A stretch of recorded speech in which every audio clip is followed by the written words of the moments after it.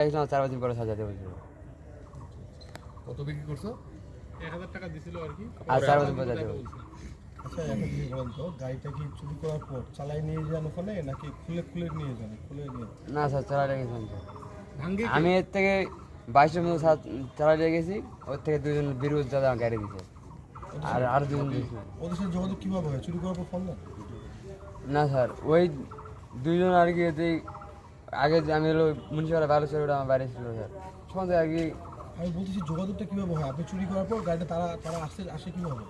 আপনি চুরি করার পর ফোন দেন? না, ওরা আর কি ওই একসাথেই থাকে স্যার। চুরির দিন একসাথে থাকেন? আর কি যদি মাঝে মধ্যে যদি আর কি আমার কাজ কাম না থাকে তাহলে আমি ঘুরে আসি, হ্যান তেন ওরা কিন্তু স্যার পকেট মার স্যার। আপনি আমার কথা বুঝতে পারেননি। আমি বললাম আপনি একটা গাড়ি চুরি করলেন, কার মাধ্যমে যায়? চুরি করলেন গাড়িটা, একটা গাড়ি নিলেন আপনি। হ্যাঁ। তো আপনি এখান থেকে চালা নিয়ে বাস স্ট্যান্ডে গেলেন। হ্যাঁ। তারপর ওদিকে তারা কীভাবে গাড়িটা আপনার কাছে নিল কীভাবে? আর কি 22 যা দেওয়ার আগে আমাকে অন্য রিক্সা তুলে দিছে, রিজার্ভ করে পরে আমাকে বীরভূম যেতে বলছে। আপনার স্থানা তো জানার কথা না, পিছা নিয়ে আনবে। কতদিন ধরে করেন? এটা দোকান দেওয়ার 2-3 বছর হলো। মানে এটা আপনার মূল ব্যবসা? না না, এটা মূল না। কি ব্যবসা মূল থেকে? ঠাকুরগাঁ থেকে গাড়ি যাচ্ছে আপনার 10 মিনিট, তাহলে তো মূল ব্যবসা এটাই আপনার? মানে এটার জন্য চালু করছিলেন ওখানে নাকি? না আচ্ছা এবার না ভাই, এগুলো বাদ দেন তো। তাহলে কি ঠাকুরা থেকে গাড়ি দেয় নাকি অন্য জায়গা থেকেও গাড়ি দেয়? আপনি না, কি না, কাজে অন্য দিকে না। থাকেন এই চুরির সাথে সেটা বলবেন। বলতো আপনি কি করেন চুরির সাথে, আপনি কিভাবে যুক্ত আছেন বলেন? আমি চুরির সাথে আমি আপনার নাম কি ভাই? আমি ভ্যান আজিজুর রহমান। আজিজুর রহমান। বাসা? বলছে যে আমি আপনার বাড়ি, রসমালি। আমি মানে এই লাইনটাতে আসার উদ্দেশ্যটা কি আপনার? আমি গাড়ি নিয়ে মানে কেন আসলেন? ভাড়া মারতে। মানে মানুষ তো ভালো কাজে যায়। সন্ধ্যার দিকে আমি বাড়ি, মানে আপনি এটা কেন? সন্ধ্যার দিকে বাড়ি গিয়ে দেখি মানে ও দুইটা গাড়ি মানে গাড়ি নিজের তাহলে মনে আপনি কি করে এগুলো দিয়েছিল। চুরির সাথে যুক্ত না, না?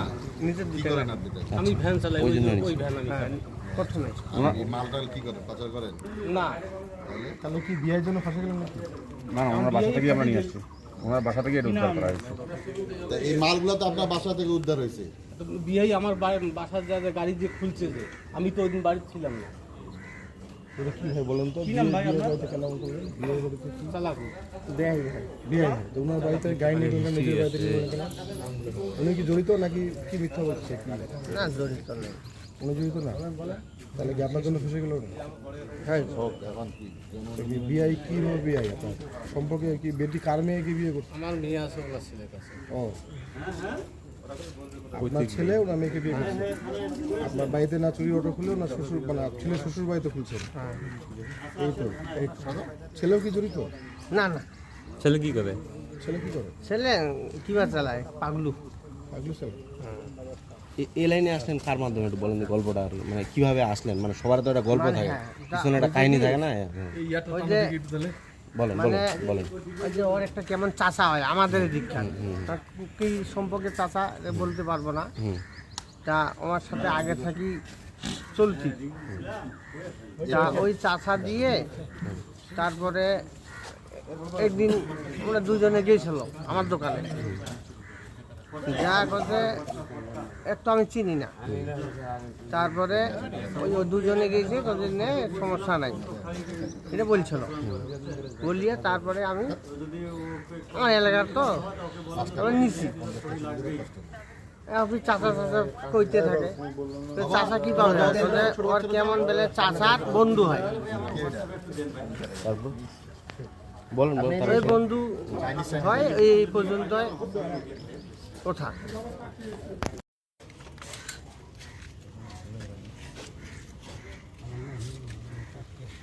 মানে ওই সার পারি না, জানি না, নতুন নয়, এরকম না, কতগুলো পিউরিফাই নিয়ে যান, ভাঙতে কোথায় এটাই করবেন। থামো থামো।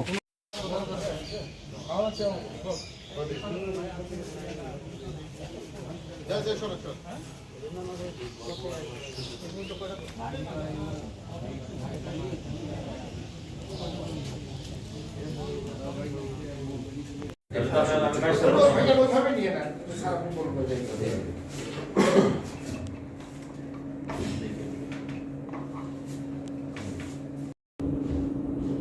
বেশ কিছুদিন যাবৎ ওই ঠাকুরগাঁয়ে অটো রিক্সা চুরির বিষয়ে কিছু অভিযোগ পাওয়া যাচ্ছে। সেই সংক্রান্তে আমাদের পুলিশ সুপার মহোদয়ের বিষয়টি নজরে আসে।